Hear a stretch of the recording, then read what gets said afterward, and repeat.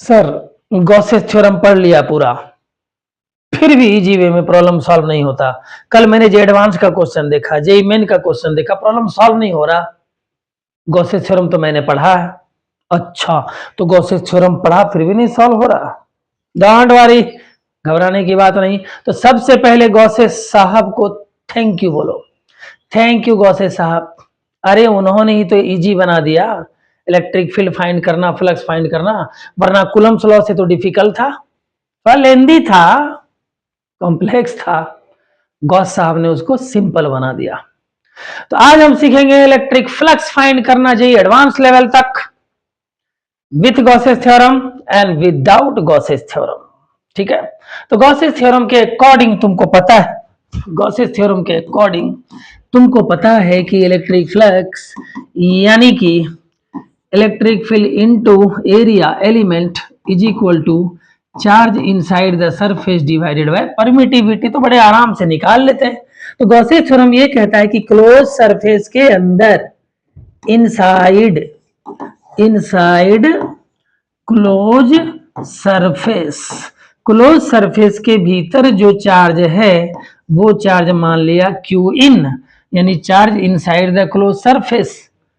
We have nothing to do with the shape and other factors. We have to consider only the charge inside the surface. अब अगर charge inside the surface same है तो flux भी same होगा। जैसे कि देखो, इस क्लोज सरफेस के इनसाइड में चार्ज क्यू है, तो बताओ फ्लक्स क्या होगा? तो क्यू बाई एप्सिलॉन नॉट। चलो, अगर ये क्यूब है, क्यूब के शेप में है, इसके इनसाइड में चार्ज क्यू है, तो फ्लक्स क्या होगा बोलो? तो फ्लक्स होगा क्यू बाई एप्सिलॉन, एकदम बिल्कुल सेम। ये सिलेंडर है, सिलेंडर के सेंटर पर यहाँ इनसाइड में चार्ज क्यू, बोलो फ्लक्स क्या होगा? Q by epsilon not. तो ठीक है, शेप पर डिपेंड नहीं कर रहा ना, डिपेंड कर रहा है किस पर? Charge inside the surface. तो according to Gauss's theorem the electric flux is equal to the charge inside the surface divided by permittivity and it is independent of shape.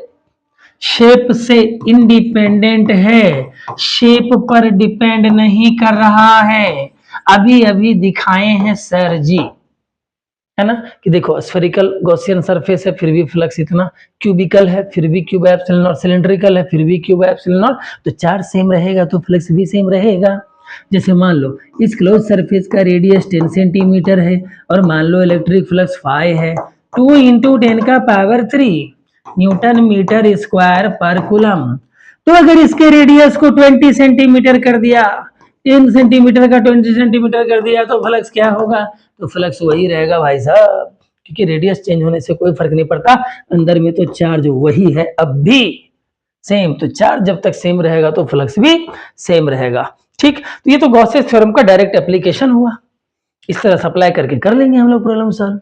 जैसे कि मान लो कि अगर हेमिस्फीयर है, आधा स्फीयर, तो बोला कि ठीक है अभी तो ओपन सरफेस है, जबकि गॉसेस थ्योरम किसके लिए एप्लीकेबल है?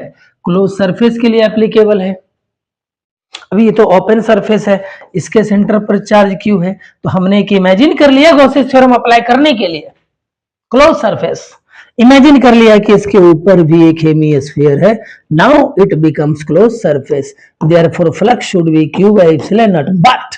बट इस दो पार्ट में से ये तो सवाल में एक आधा ही था, ये तो हेमिस्फीयर था, तो दो पार्ट में से एक पार्ट था 1 आउट ऑफ 2, आधा हिस्सा, दैट्स व्हाई 2 से डिवाइड कर दिया, आंसर है कि नहीं? तो फ्लक्स हो गया क्यू बाई 2 एप्सिलॉन नॉट।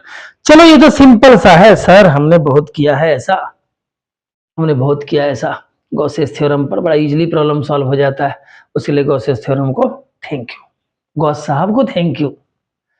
लेकिन कई बार सिचुएशन ऐसा आता है जो थोड़ा कॉम्प्लेक्स हो जाता है, तो आज सीखेंगे हम लोग थोड़े कॉम्प्लेक्स सिचुएशन के लिए, जो जेईई मेन और नीट वालों का, एडवांस वालों का फेवरेट है।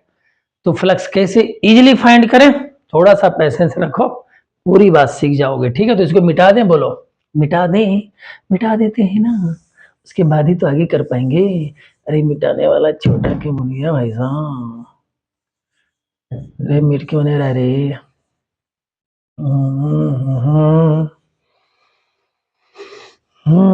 अब देखो बड़ा इंपॉर्टेंट पॉइंट सीखोगे, बहुत इंपॉर्टेंट, गॉसेस थ्योरम से, फाइंड करना थोड़ा डिफिकल्ट होता है, तो हम लोग याद रखना tricky approach book, physics a tricky approach by Balaji publication, उसमें गिवन है ये पॉइंट पेज नंबर 427 में, पेज नंबर 427 पेज में physics a tricky approach Balaji में, और कई प्रॉब्लम्स है प्रैक्टिस के लिए। कृपया physics a tricky approach Balaji publication जरूर ले लें अपने बुक शॉप से, या फ्लिपकार्ट, अमेजॉन, श्री बालाजी बुक्स.com से, कई जगह से गूगल पर सर्च करें और उसमें कई एग्जाम्पल दिया हुआ है इस पर। ठीक है, तो देखते हैं सिचुएशन। जैसे कि मान लो, एक बात सिखा देते हैं, जैसे फ्लक्स अगर फाइंड करना है तो ये रिलेशन याद रखो, ये बहुत यूजफुल होगा एडवांस लेवल पे, आईआईटी लेवल पे। 1 माइनस कॉस फाई, फाई क्या हो गया, तो जैसे यहाँ चार्ज है तो चार्ज से एक कोण ड्रॉ किया, कोण, और ये हो गया सेमी वर्टेक्स एंगल, ये वाला angle semi vertex angle, sorry theta नहीं हुआ तो फाई लिखा है, तो यहाँ भी लिखेंगे फाई, फाई, ठीक है, फाई हो गया ये फाई।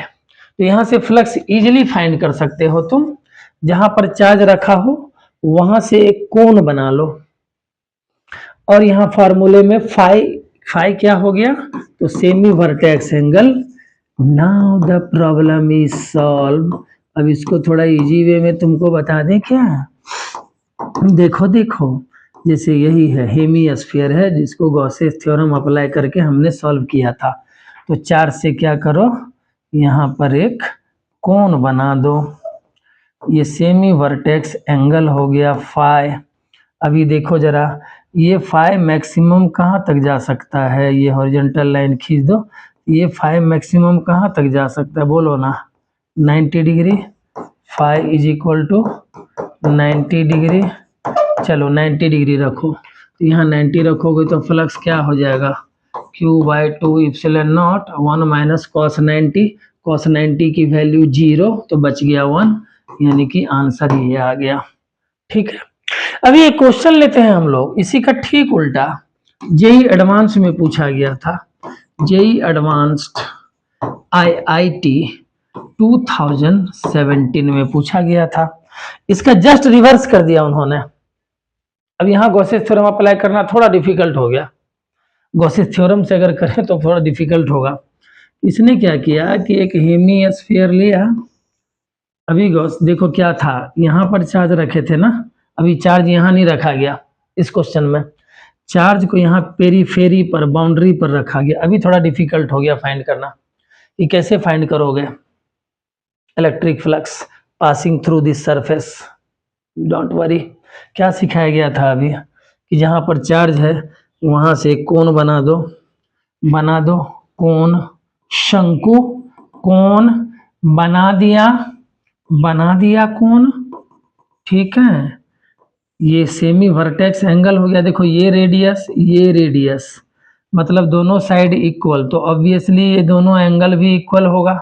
अब ये 45 डिग्री तो ये भी 45 डिग्री, तो फाई इज इक्वल टू कितना, तो Q/, देख लो यहाँ, देख लो relation, without Gauss's theorem direct यहाँ से काम कर सकते हो, तो Q/2 epsilon not into 1 minus cos semi vertex angle कितना है भाई साहब, तो 45 डिग्री। आंसर आ गया ना, एडवांस का क्वेश्चन था IIT का, बड़ा इजी वे में सॉल्व कर लिया हमने। Q/2 epsilon not 1 minus cos 45 degree की वैल्यू 1/√2, दैट्स इट, सवाल सॉल्व, सो सिंपल।